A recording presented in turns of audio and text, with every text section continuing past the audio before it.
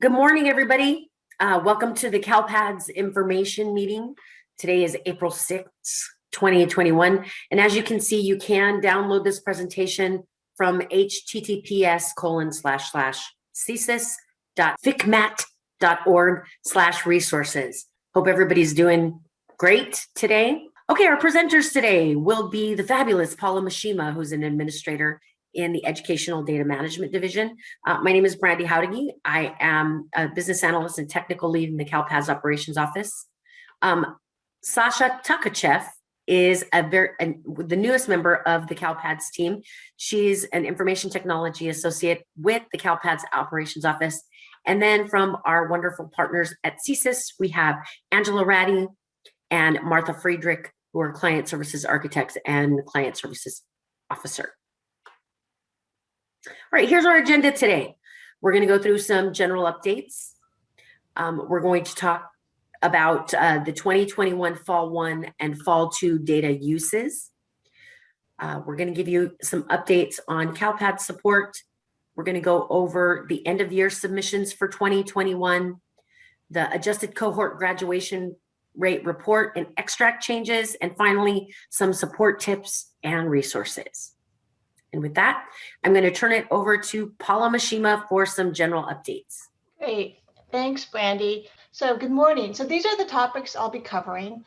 The first 5 items are only 1 or 2 slides each, so they should go pretty quickly.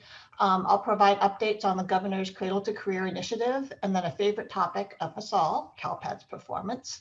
That slide will be followed by just 1 slide on 21-22 changes, and then updates to statewide testing and school accountability dashboard as it relates to CalPADS.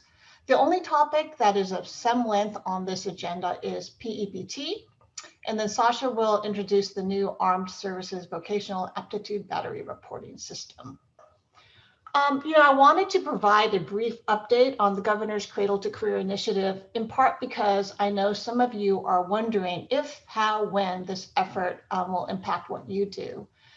Pursuant to the legislation that was enacted last year, a very large and comprehensive planning effort has been taking place over the last 18 months, the results of which are reflected in the trailer bill to the 2021 budget. Also, a whole lot of information is on the WestEd Cradle to Career webpage, and that URL is provided on the next slide. If you're interested in the trailer bill, that is posted on the Department of Finance's website. The Department of Education has been very involved in this whole effort. And so, we wanted to provide you some of this information. The CTC system does not entail the development of any new system. It entails bringing existing data from different state agency systems together to create useful information. And it also entails scaling up existing operational tools. So with regard to the impact on LEAs, the CDE will primarily contribute data that it already collects and maintains in CalPADS, basically all the data that you all submit to us all the time. And these data will go into a C2C warehouse. The data will be linked, for example, with data from post-secondary institutions and other state agencies, and enable the creation of a publicly accessible dashboard that displays such items as college going rates. Once these data are linked, you can actually imagine some of what you currently have to do may actually eventually go away. For example, much of the data that you now collect via student survey and submit through the post-secondary status collection might no longer be needed because we will have linked data with the post-secondary institutions and other agencies at the state level. So all in all, in terms of providing data to this warehouse, there should not be a large impact to you all, except our ongoing efforts to continually increase the data quality.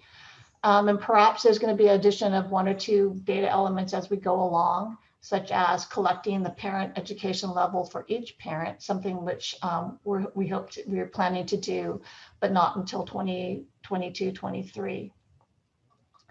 But under the proposal, CDE would also collaborate to expand access to existing tools that support students as they navigate through K-12 into college and career. An example currently included in the trailer bill, and of course it's all contingent on the bill passing through the legislature, is the scaling up of the individual guidance tools currently provided by the California College Career Initiative, or CCGI. While the scaling up of such tools would impact LEAs, it also provides great benefits to students as well as schools in helping to guide students through high school to college and careers. Also, in recognition that CalPADS is not currently structured to support such operational needs, the budget provides funds to enhance CalPADS, which benefits you all. So, an update on CalPADS performance. Those additional resources made possible by Cradle to Career will support the efforts that have been underway already to re-architect the data loading processes to accommodate the increases in data use, data and user activity. So please know that CDE recognizes the continued performance issues and that it makes it extremely difficult for you all to do your jobs which are already difficult given the multiple hats you wear and the new demands that are continually placed upon you. So we totally understand the stress performance issues have on your ability to do your jobs. So with regard to what is being done to re-architect the system, we will begin to provide increased communications later this spring. Okay, so moving then, in order to focus our resources on those system improvements, we are planning minimal changes for 21-22. The only kind of major change we're planning is to capture both the students' residential and mailing addresses in CalPADS. It's our understanding that you all already collect and maintain both in your systems, and so it is primarily a matter of adding the second address to the file sent up to CalPADS, and we have already shared this change with the student information system vendors. So this change to the student information file, the SINF, will occur this fall, but right now that's the only major change that is planned for next year. You know, the statewide testing situation continues to be very fluid, and our best advice is to frequently check CD's web page that's referenced here. In particular, refer to the section titled 2021 Spring Administration Guidance. That should provide you the very most current information. You know, the CDE is hopeful that we'll be able to move forward soon with definitive information, and we understand the urgency for you all to know what that will be. So check back to this website frequently. So we will be updating and adding FAQs as more information becomes available. I can say that as we await for final approvals, the Smarter Balanced Assessment continues to be available for remote and in-person administration. And LEAs are also reminded that English learners must still be assessed annually with the summative LPAC. But one area that we can speak a little bit more definitively on is with regard to the testing window, because all that is needed are regulatory changes that are under the authority of the State Board of Education. And the State Board voted in March to extend the summative window for CASP and LPAC assessments through July 30th, 2021.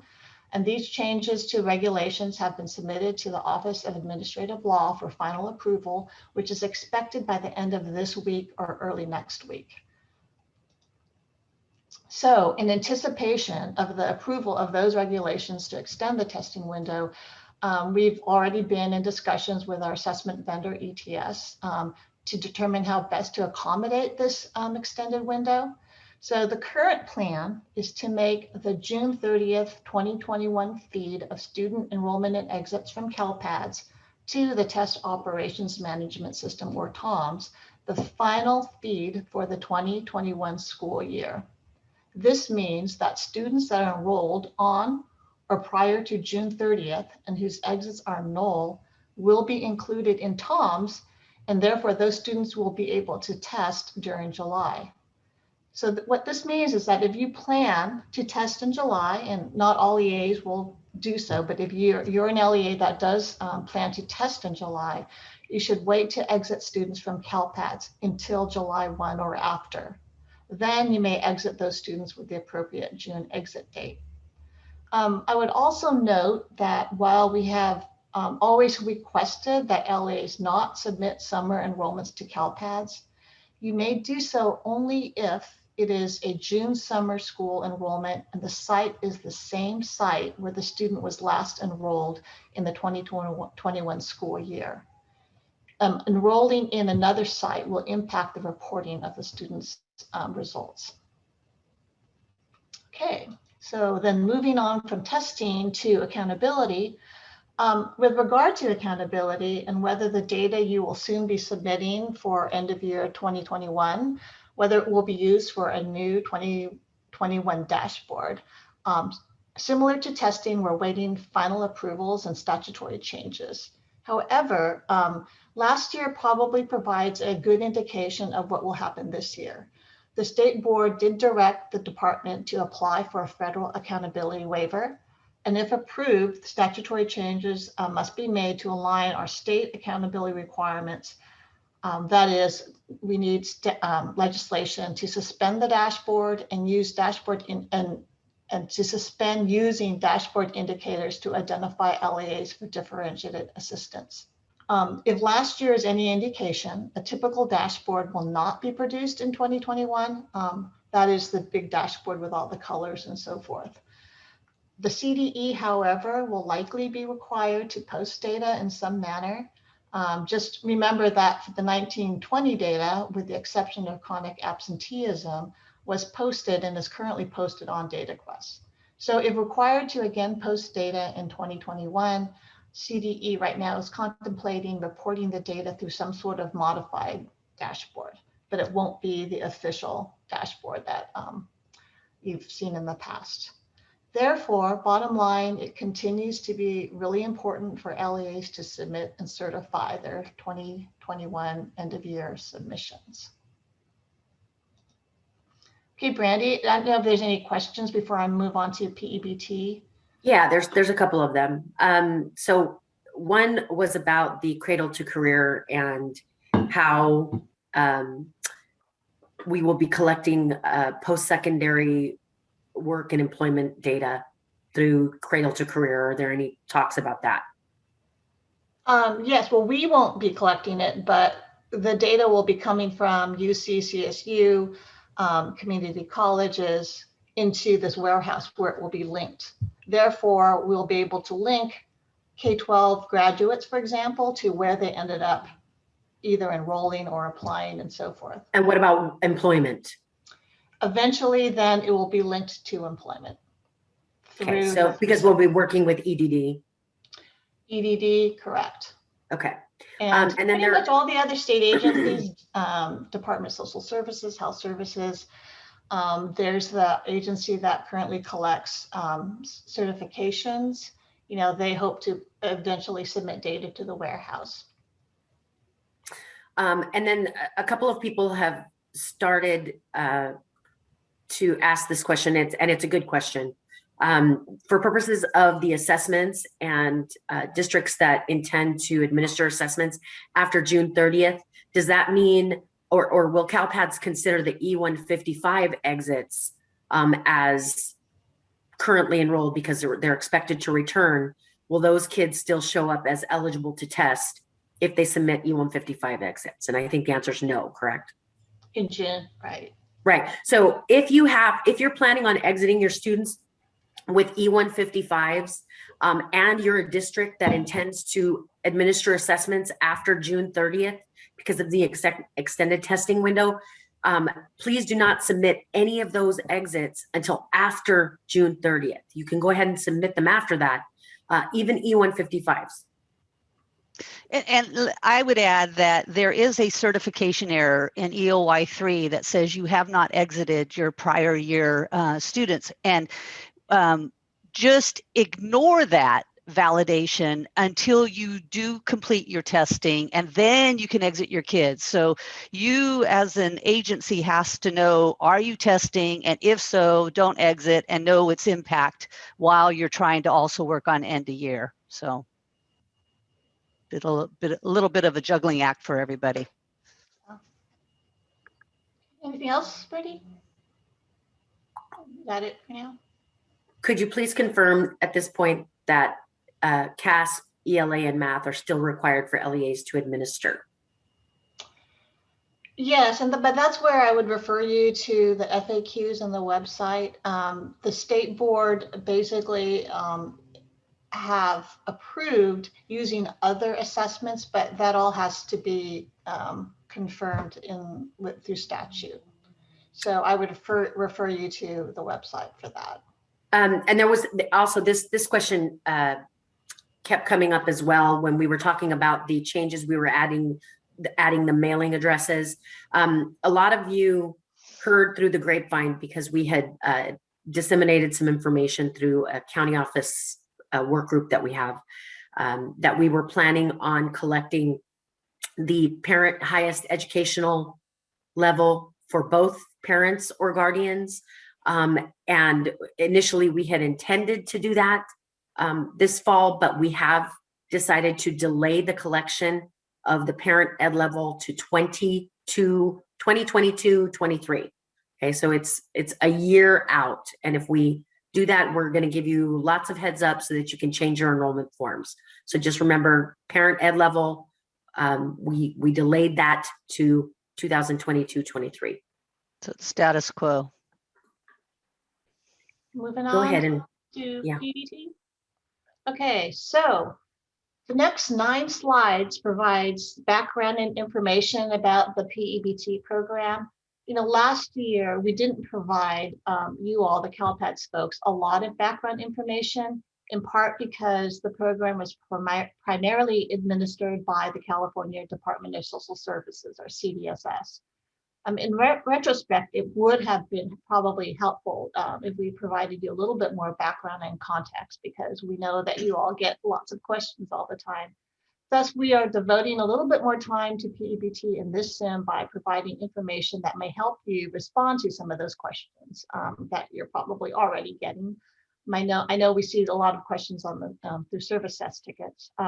And to do that, we need to provide information about last year's 1920 program and what to expect for this coming year's program, which we refer to as PEBT 2.0. So first, it's important to understand the basic purpose of the program, which is to provide benefits to students who are receiving instruction virtually due to the pandemic and who otherwise would have received a school breakfast or school lunch while at school. However, it's not required that students actually participate in the program, only that they are eligible.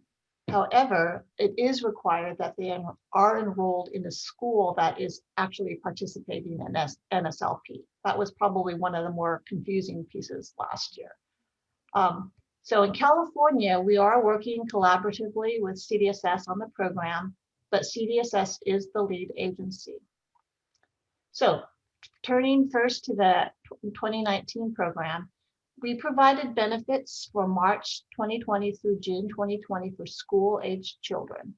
The 1920 program was then extended for August and September 2020, with benefits provided to students who had previously received the benefits in 2020 and who had not exited secondary education. So those were the only kids who have received any benefits so far this year.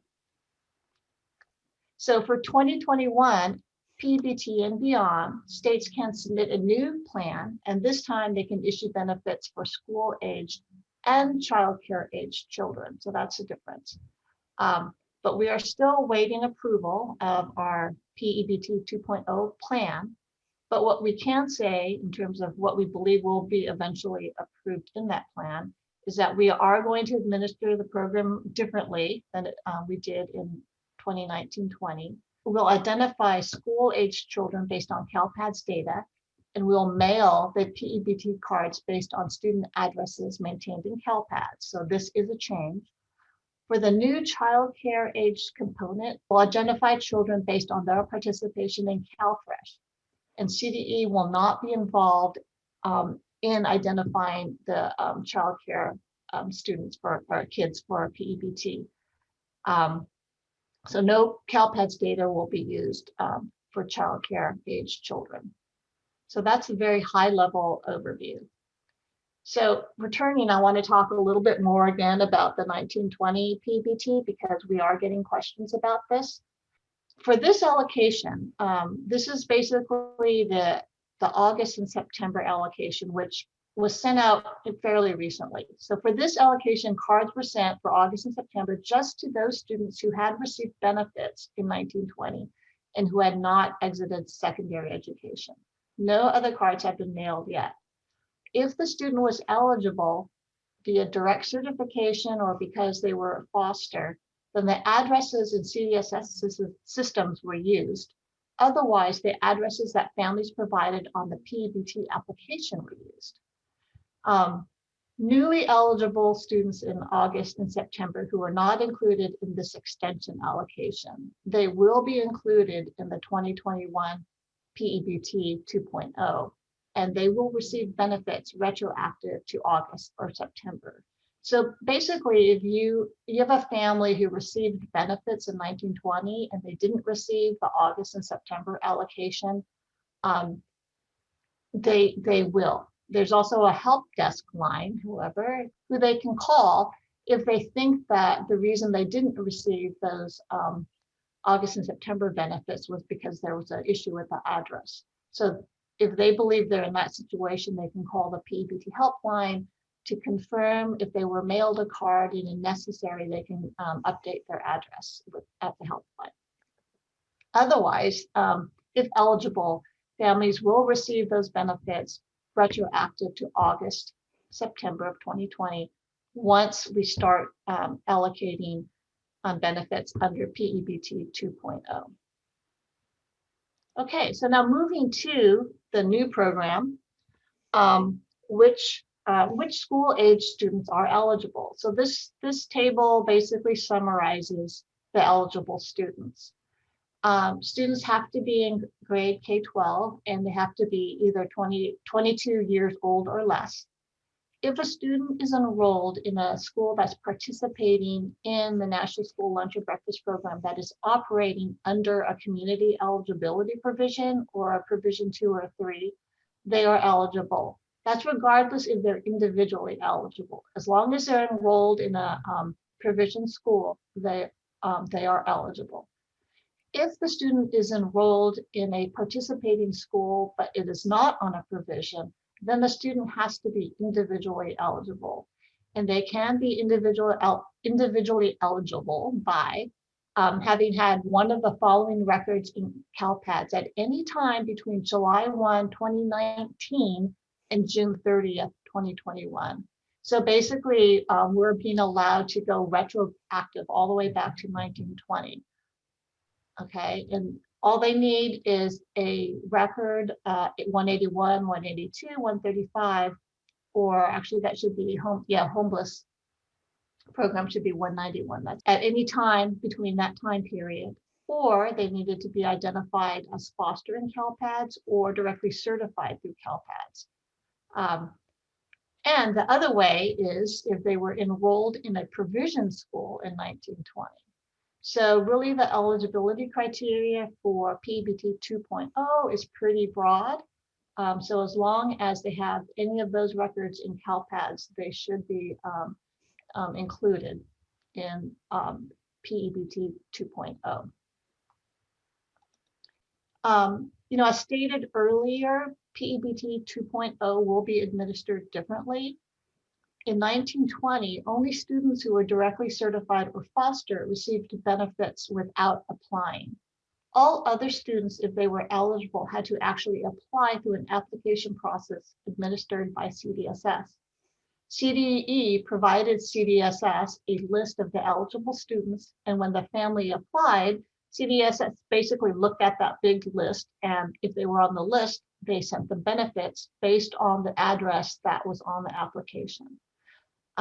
Obviously, there are a lot of kids that were missed because either they couldn't find them on the list, or we believe it's primarily because the information that the data quality issues basically on the that were collected on the application process. So lessons learned this year, PEBT 2.0, there will be no application process. It'll be much more streamlined. Instead, CDSS will mail cards to eligible students that we provide them using the addresses in CalPads. So this makes keeping addresses up to date in CalPads important. And PBT for next year, addresses have not yet been pulled from CalPads. Therefore, you all should just continue to update those addresses. Also, for next year, LEAs will play a larger role, and there will be administrative funding for LEAs to do those activities. Specifically, LEAs will be responsible for keeping CalPads data up to date, which is hopefully something you do already. Distribute cards to homeless students, as well as just helping with the general communications about the program. There's going to be quite a lot of campaign efforts led by CDSS and CDE through different digital toolkits and a website and flyers and sample social media messages and so forth. So there'll be lots of support there, but we would just need help in distributing that information to families. None of that has happened yet because we're still awaiting approval of our plan for 2.0. So in terms of, again, who is responsible for doing what, LEAs will be responsible for distributing those benefit cards to homeless students who don't have an address to receive mail. And how you decide to distribute those cards impacts the address that you populate for those homeless students. So for example, if your LEA decides that they want to distribute cards from the school site, then you would populate the homeless student address with the address of the school site. Any addresses that are left blank will be sent to the LEA's mailing address maintained in CDE's OPUS, or Online Public Update for School system. Okay, and we did communicate all of this information in Flash 200 about a month or so ago. Okay, so for what months will families receive benefits? So once the plan is approved by USDA, eligible families will receive benefits retroactive to the beginning of the school year, no matter when the student became eligible. So for example, if a student became eligible in February of 2021, when they get their benefits, it will be retroactive all the way to the beginning of the school year, whether that was August or September. The only time a student will no longer receive benefits is if they exit a participating school and do not subsequently re-enroll. It's also likely, and this is the one piece that we're still kind of working on, is that the student will receive a benefit level depending on the instructional mode provided to a majority of students at a given school in a given month. So the collection of that information is still currently being discussed. But bottom line, if you think back to the basic purpose of this program, if the majority of students in a school are being taught virtually, then they would receive full benefits. If it's hybrid, they would not receive full benefits. It would probably be half the benefits. Obviously, if they were in person, then they would receive no benefits. So that all is still being kind of figured out, but that's kind of the general idea of the program. So when is all this going to happen? As I stated before, California is still awaiting USDA approval of our plan. At this point, it does look like the program will begin basically at the end of the school year, and that students will receive benefits retroactively to the beginning of the school year, but the data basically will be pulled at the end of the year. But we will inform LEAs as to when we will be pulling data. It all again depends on when we get a approval of the plan. But at this point, if I were to guess, it's probably likely not going to be until towards the end of the school year, like May or June. So that just means in the meantime, just keep your data, especially your student addresses, up to date in CalPads. Okay. Paula? Yeah. Before you go on, the chart starting on slide 21, Yeah. it's missing a header.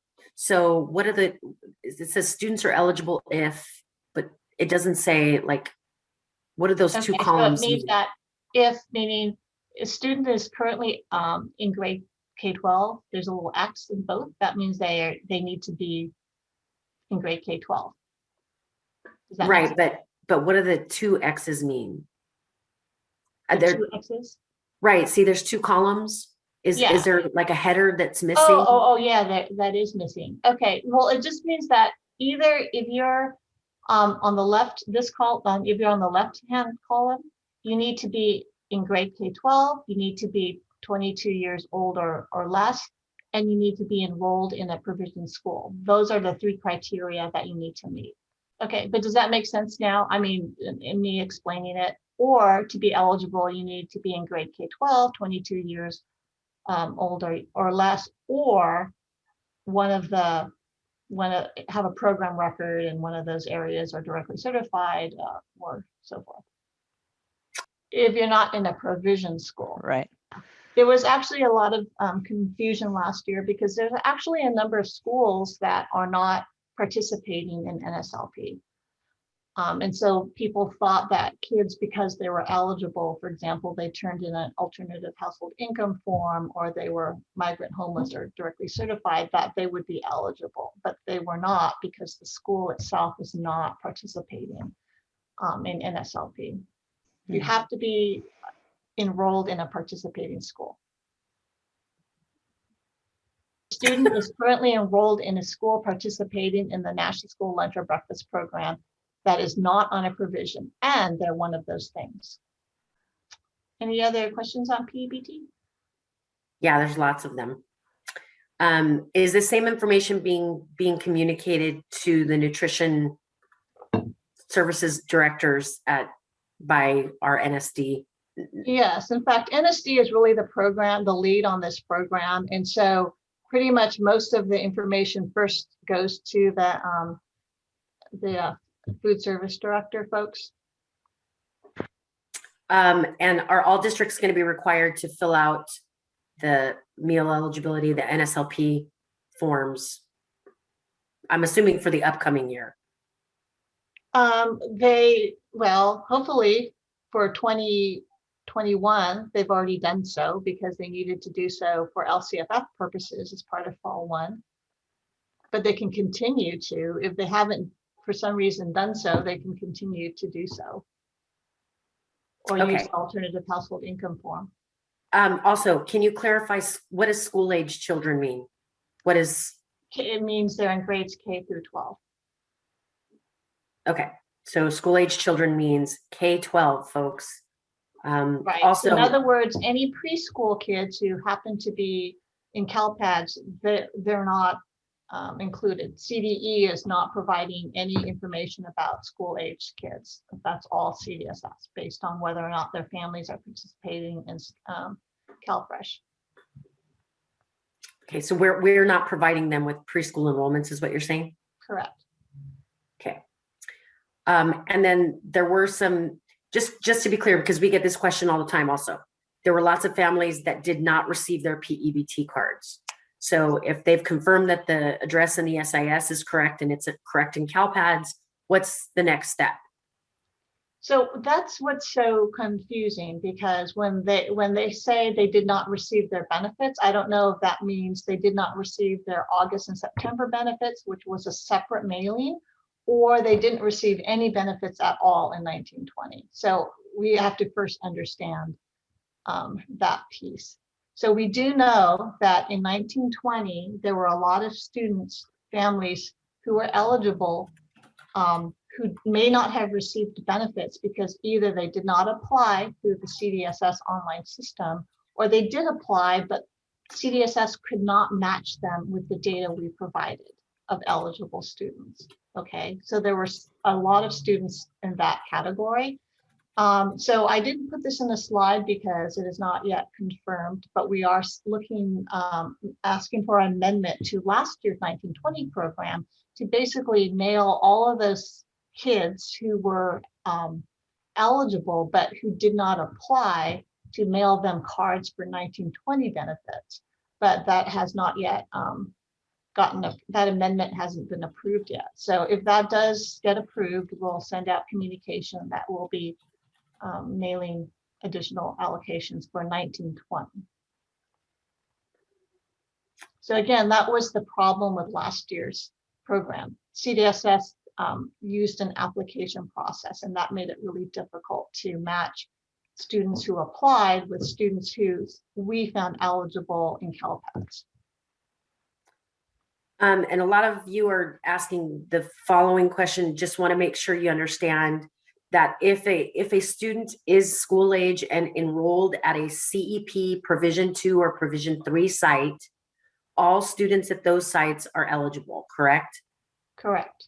Okay, so it doesn't matter if they're not individually eligible, but because they were receiving free meals at a community eligibility provision, Provision 2 or Provision 3 site, they are eligible. So there's nothing extra that you need to do. Exactly, and they don't have to have been receiving meals. They just need to be enrolled at a provision school.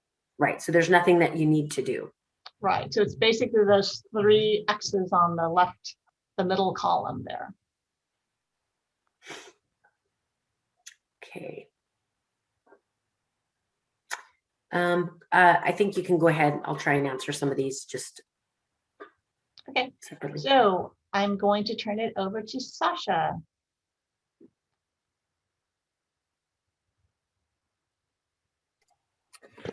Okay, hi everyone. It's a pleasure to meet you. It's my first introduction to all of our lovely CalPADS admins and folks that are working with our system. I've been working with our staff, both in CalPADS and in a couple other divisions that are related to the California dashboard, to create a very small, not complex application that's going to collect some really basic new information. And what I'm doing today is I'm just informing you of some real basics. We're going to send out email communication, and we're going to continue to inform you about a couple of training pieces that are coming up later in the month. But it's not something to get too worried about, or to worry that you're going to have a massive like new data collection, because it's just some keys, low complexity again, data points. But it is a little new. So I just want to give you some background and then just give you some high level highlights. So the first part here talks about the State Board of Education expressed concerns about college and career education model. That was in 2019-20 academic year when that was assessed. So there's like 2 or 3 measures within that model that they're evaluating, and they need to collect information in order to evaluate it. As the CDE, we have done background collection information. We've done some research to find out if we could get this information without reaching out to you. And fortunately and unfortunately, we still need to reach out to our local folks to get this information because of how information is shared, as well as the privacy of student information, how those things are impacted.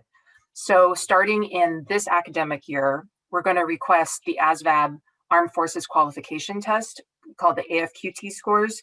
And you may not be familiar with them because your counselors, your accountability coordinators, your other staff and other folks might be administrating this program or test, both within the schools and possibly at an LEA level. So it's going to take a little coordination to kind of get this information together. We're also going to be making available 2019-20 as well as 2021 school years. So that will be available to you once you get into that application. So again, the purpose of submitting this information is to provide the CDE with statewide data to analyze and evaluate in order to determine if this particular measure is going to be used and how it could impact the dashboard as far as overall impact of student measure. Because again, it's another measure that we can use to help identify the impact of college and career indicators on their overall educational experience and performance. So if you have questions about why this indicator is being considered, or background, like more detailed background, you can look at the dashboard technical guide. This is hyperlinked in the PowerPoint, so I'd recommend going to the FCMAT site and downloading the PowerPoint if you want to get to the hyperlink. You can also search the CDE website for the technical guide, and it comes up pretty quickly. It's a PDF piece of information, and if you just search ASVAB or college and career indicators, there's a very clear outline of what's going on there and why it's happening. So those are just the high-level basics. So we can get to the next slide. The new collection, again, is starting in May 2021. So we have about a month until we put the application live on the web. We'll have training towards the end of April. We're putting together a webinar, as well as some additional links and resources that you can get to. So we're going to email you directly about that information. So you can like put a reminder for yourself if you'd like, but you should get information pushed directly to you. And then this is information that is not technically like mandatory. So we're asking for your help to coordinate and work with your staff locally. So when we send you information, when we send you access to the system, it's not confidential information. So it is something that you can share and coordinate with your staff. But you do want to be clear about who is doing the coordination, because you wouldn't want to submit duplicate records or miss records because of cross communication or something like that. But it is not like a closed system where only CalPEDS admins have access to it. They're just going to be our point of contact for issuing the information. So it is something that you can garner support and help with locally, or whoever might be an expert within this particular set of information. And I think that's about it as far as just the introduction. I'm open to questions if people have questions. Yeah, so there are a few questions. Let's see. Oh Lord, there's a lot of them. I'm sure. Will FCMAT provide more information on this sudden data collection ASVAB? Are we gonna? Right. So this is originated by the CDE. It is originated through, if you look back at the background slide, and if you look at the technical guide, it's originated through the CDE and the State Board of Education. We will provide more information through training this month. So again, we're going to be pushing emails that will provide more information about what this is and how to access it. If you have questions about like the programmatic questions, that's where you'd want to reach out to the California dashboard team or that technical guide, because we're the folks that are facilitating the collection. We're not the programmatic background at CalPEDS, if that makes sense. So who are we recommending be the point person in the LEA for this? Is it going to be the CalPEDS person, or is it going to be counselors? So the CalPEDS LEA admin will be the point of contact to receive access. If you are the best person to do this at your locality, we recommend that you're the best person to submit it. If you know there's like the accountability coordinator has been suggested as potentially someone who might have this information, you just want to make sure they have access to the system, and locally you have an understanding as to who's submitting it. So this is something where you do need to reach out to potentially your accountability coordinators and potentially your schools and ask them, who receives this information, et cetera. We're going to provide more training on what exactly you're asking for. So I wouldn't do that like today. I would, you might put some light feelers out and see who those folks are. But we'll be providing soon more information about what exactly you're asking for. Because I wouldn't want you to go out to your folks and be like, hey, there's this new thing, but not have anything to ask them for. So think of it as a coordination where, you're our point of contact. This is how we get word out to the LEAs on things like this. And so we're asking you as an LEA administrator, understanding that there's yet another collection, it's outside of CalPEDS, but disseminating that information within your organization so the right person, the right data steward, whoever is going to be aware, because we have no idea who that other person might be. But we all, here at CDE and FCMAT, we all know who the data administrators are. You have a specific role. And so it's the best way for us to disseminate this information is through you. And we're asking you to coordinate that. Yeah, and then also to provide some background. so there's context here.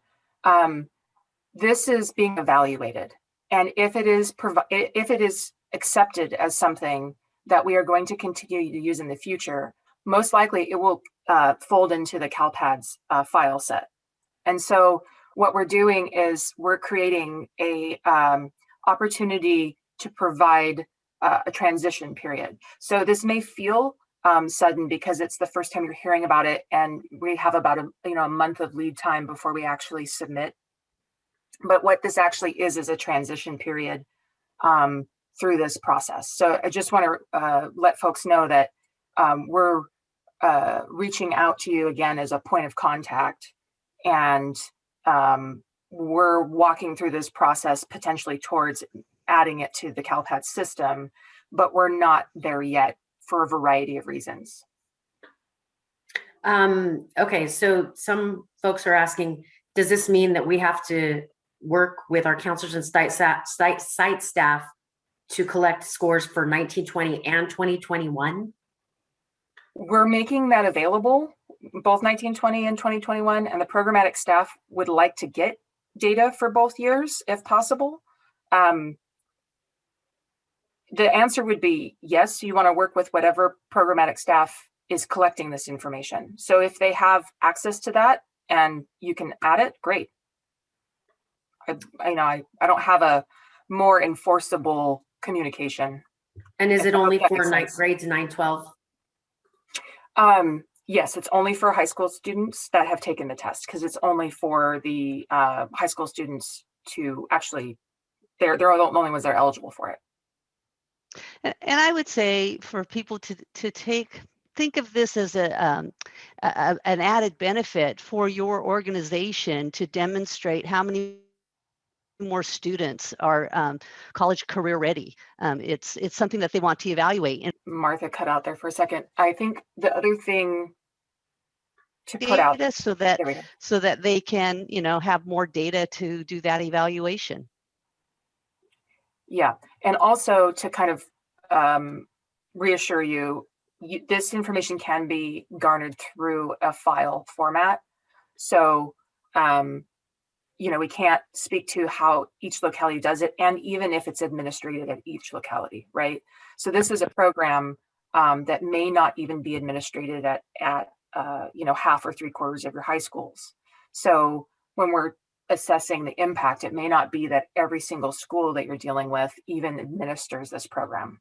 So again, that information will continue to be communicated. And one of the things that a lot of these folks are saying is it'd be nice if this was communicated to superintendents. Okay, that's really good. and not go through the CalPADS coordinators, so that Right. I'll just say here that we have our mid-year update superintendent letter coming out. We can mention it there for sure. And our accountability folks have said that they will also help in the communications to the accountability coordinators. So we're aware of the spot you're being put, and we will definitely try to help with the communications outside of just CalPADS. Yeah, and just to reiterate, we do, if this is used in the future as a solid metric, we want to make sure that you have primary information about it, because it will be coming through the CalPADS system. So that is going to be really important for you as, someone who's a data steward within your organization to know about this. And that's why we're coming to you early with it. Any other questions? One last one was, did I hear correctly that the AFQT scores are not mandatory? Correct. This is a indicator that the SBE wants to have collected so that they can assess college and career readiness. So it's really important to them assessing the metrics on the California dashboard to have this information of the high school students who have taken it.